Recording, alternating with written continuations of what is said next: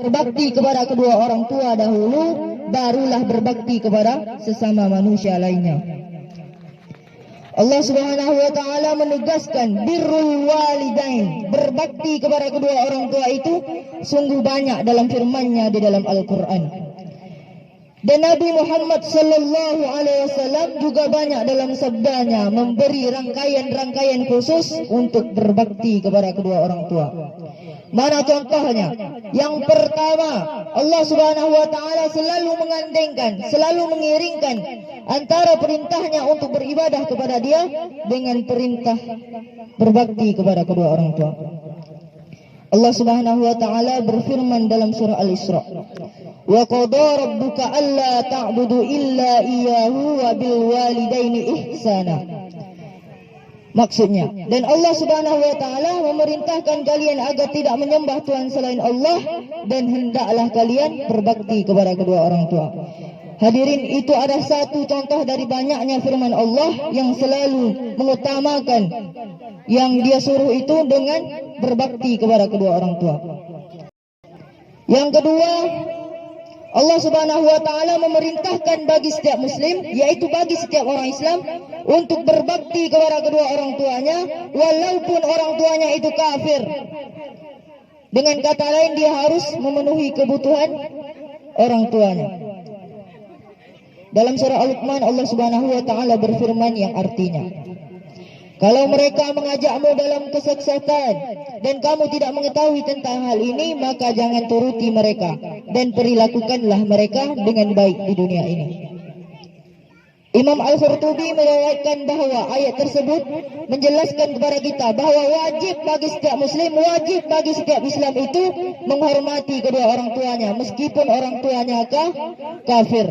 Kita harus menghormati kedua orang tua kita karena mereka itu telah melahirkan kita, membesarkan kita dengan penuh susah payah. Yang ketiga, berbakti kepada kedua orang tua itu adalah jihad.